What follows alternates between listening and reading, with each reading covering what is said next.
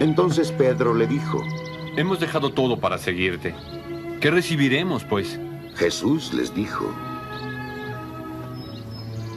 Yo os aseguro, en la regeneración, cuando el Hijo del Hombre se siente en su trono de gloria, vosotros que me habéis seguido, también estaréis en 12 tronos, juzgando a las 12 tribus de Israel. Y todo aquel que haya dejado casas, hermanos, hermanas, o padre, o madre, o hijos, o hacienda en mi nombre, ese recibirá el 100 por 1 y heredará la vida eterna. Pero muchos que son primeros serán los últimos, y muchos que son últimos serán primeros. Palabra del Señor. Mis queridos hermanos, cantemos al Señor un canto nuevo, el canto de la gratitud por lo bueno que ha sido con nosotros. Mis queridos hermanos, nadie abandona lo que le agrada si no tiene a cambio algo mejor. Solo quien encuentra algo mejor puede abandonar y vender lo que tiene.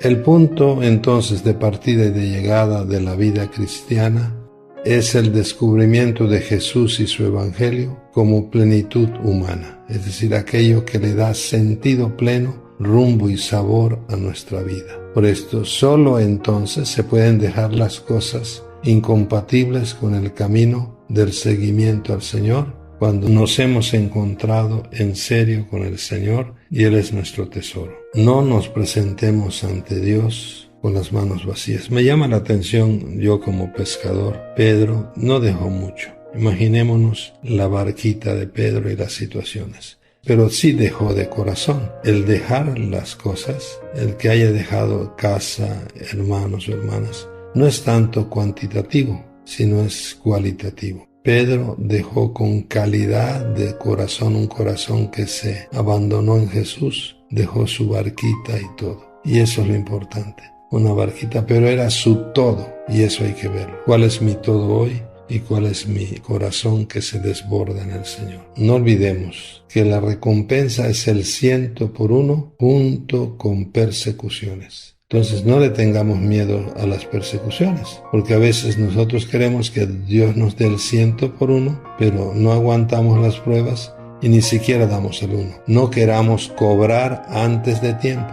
Primero necesitamos dar nuestro 1 y no huir de las persecuciones, de las pruebas, que son oportunidades de ser testigos alegres del amor de Dios. Pero ¿cuál es mi 1? ¿Cuál es mi todo? Que tengo que abandonar y tengo que desbordarme desde el corazón del Señor. Pero podemos decir entonces que la recompensa hasta la vida eterna es cierta. Y por eso afirmamos, la recompensa llega como la lluvia de Dios, no cuando la esperamos, sino cuando la necesitamos. Por esto seamos auténticos, cumplamos nuestra parte, demos el 1 con alegría, con generosidad, con entusiasmo, pues Dios es siempre fiel y Él sí que cumple sus promesas y nunca nos fallará. Podemos decir, solo quien ofrece todo al Señor, solo quien da la vida, puede resucitar. Ese es el 100 por 1. Mis queridos hermanos, no tengamos el miedo, porque hay esa fidelidad en la promesa del Señor que es cierta. Cuando nos seguimos al Señor, cómo hemos multiplicado nuestro ser familiar de hermanos, hermanas, madres y todo. Cuántas personas han sido como nuestra segunda, nuestra tercera madre, es decir, madres, ángeles que el Señor pone en nuestro camino, hermanos y hermanas. Y recordemos, no queramos cobrar antes de tiempo. Hay que dar el 1. ¿Cuál es tu 1? ¿Cuál es mi 1? Y como Pedro, dejemos todo. ¿Cuál es mi barquita? ¿Cuáles son mis redes? Dejemos todo. Y gocemos desde ahora el 100 por 1 para poder saborear la vida eterna. Pero no le tengamos miedo a las pruebas ni a las persecuciones. Son parte del 100 por 1. Bendiciones. Paz y bien para todos.